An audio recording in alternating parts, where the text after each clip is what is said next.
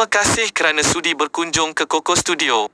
Sila pertimbangkan untuk subscribe channel ini agar anda tidak ketinggalan untuk mengikuti berita dan cerita terkini bola sepak tempatan dan antarabangsa.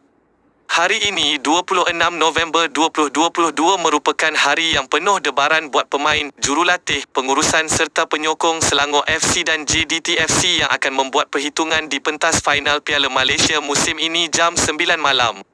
Stadium Nasional Bukit Jalil bakal menjadi saksi siapa lebih mantap antara Harimau Selatan dan Gergasi Merah. Beberapa media tempatan telah memuatkan cerita dan berita tentang final malam ini. Berita harian 24 November melaporkan bahawa ramai jurulatih bola sepak tempatan memilih JDT untuk muncul juara Piala Malaysia kali ini.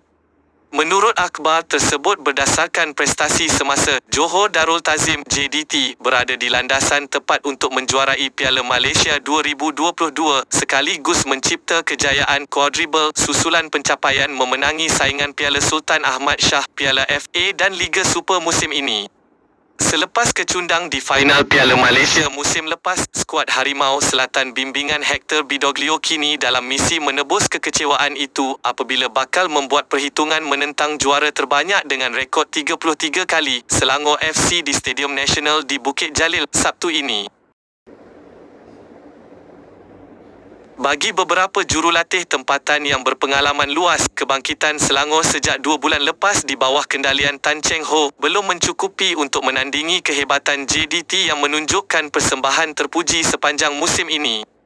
Aksi final akan memihak JDT kerana musim ini dari segi konsistensi pasukan, prestasi dan segala perancangan, mereka mempunyai kualiti. Tengok saja dalam Liga Super, Piala FA dan Piala Malaysia ia terbukti. Selangor lihat ada kebangkitan tapi tak mencukupi sebab bagi saya dari segi head to head dan player to player berpihak kepada JDT. Kombinasi Bergson da Silva dan Fernando Forestieri terbaik dalam liga ketika ini, kata bekas jurulatih Kedah Muhammad Azra Aikor Abdullah ketika dihubungi bernama Hari Ini. Beliau yang pernah meraih kejayaan treble pada musim 2007 dan 2008 bersama Kedah percaya JDT mampu melakukan yang sama. Selain menyifatkan tahun ini ialah masa menuai buat pemiliknya Tunku Ismail Sultan Ibrahim selepas melakukan banyak pelaburan membangunkan sebuah pasukan hebat.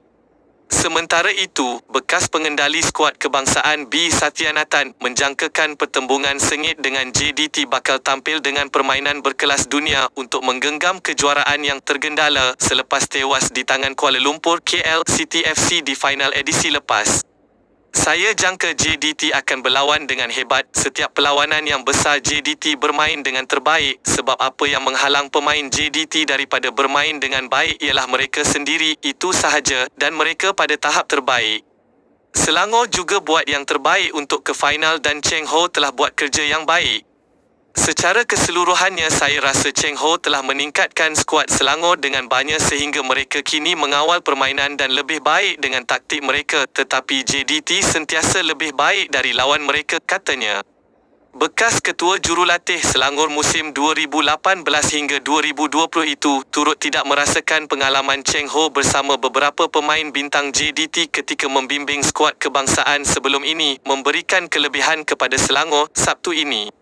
Semua jurulatih tahu Arif Aiman pemain sayap yang lincah dan ada kemahiran mengelecek, tapi beliau terus melakukan perkara itu setiap perlawanan. Walaupun Cheng Ho mengenali seseorang pemain itu dengan baik, untuk tampil dengan strategi menewaskan JDT bukan mudah, katanya. Turut senada ialah ketua jurulatih Kuching City FC Irfan Bakti Abu Salim yang menyifatkan kebangkitan Selangor pada saat-saat akhir begitu memberangsangkan, namun tetap memilih JDT selaku pilihan juara berdasarkan prestasi pemain-pemain utama pasukan itu ketika ini. Saya akui Selangor ada peningkatan yang jelas apabila Cheng Ho ambil alih pasukan, tapi apa-apa pun kehadiran ramai pemain bintang di JDT yang sangat berkesan membuatkan saya yakin JDT boleh jadi juara, katanya yang mengemudi Kuching City sehingga ke pusingan 16 terbaik pada saingan musim ini. Ketika ini, Bergson ialah penjaring terbanyak JDT dalam saingan Piala Malaysia dengan mengumpul 6 gol, manakala Harlison Kane de Souza Ferreira penjaring terbanyak Selangor selepas meledak 5 gol. Pah Sherman dari Terengganu FC ialah penjaring terbanyak saingan ketika ini dengan 7 gol. Kali terakhir Selangor muncul juara Piala Malaysia ialah pada musim 2015 sebelum gagal mempertahankan gelaran apabila tewas kepada Kedah di final musim berikutnya, sementara JDT muncul juara sebanyak 2 kali pada 2017 dan 2019 sejak penubuhan kelab itu pada 2013. Rekod 5 pertemuan terakhir dalam semua pertandingan berpihak JDT yang melakar 3 kemenangan dan 2 seri berdepan Selangor. Kali terakhir kedua-dua pasukan bertemu berakhir dengan keputusan 1-1 pada aksi Liga Super di Stadium Majlis Bandaraya Petaling Jaya, September lepas. Kita mengharapkan aksi final yang pasti panas malam nanti dapat berlangsung dengan baik tanpa sebarang insiden negatif. Sultan Selangor, Sultan Sharafuddin Idris Shah menasihatkan penyokong Selangor FC agar menjaga tata tertib dan tingkah laku ketika menyaksikan perlawanan akhir Piala Malaysia 2022 antara pasukan itu dengan Johor Darul Tazim JDT di Stadium Nasional Bukit Jalil. Menerusi hantaran di laman Facebook rasmi Selangor Royal Office pada 25 November yang dimuatkan oleh Berita Harian, Sultan Sharafuddin berharap penyokong pasukan Merah Kuning itu tidak akan mencetuskan kekecohan serta mencemarkan nama baik pasukan termasuk terbabit dalam sebarang bentuk pergaduhan walau apapun keputusan perlawanan. Hantaran tersebut turut memaklumkan Sultan Selangor berharap setiap penyokong haruslah bersikap matang dan tidak melayan provokasi berlebihan.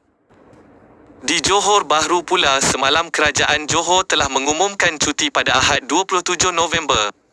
Nampaknya penyokong JDT dapat berehat pada hari Ahad khususnya yang berkampung di Bukit Jalil hari ini bagi memberi sokongan kepada pasukan kesayangan mereka. Sila klik like, share dan subscribe channel ini untuk mendapat info terkini perkembangan bola sepak tanah air khususnya Piala Malaysia dan Piala Dunia 2022. Majulah sukan untuk semua. Kami dari Jabatan Sukan Koko Studio mengucapkan selamat beristirahat kepada anda sekeluarga.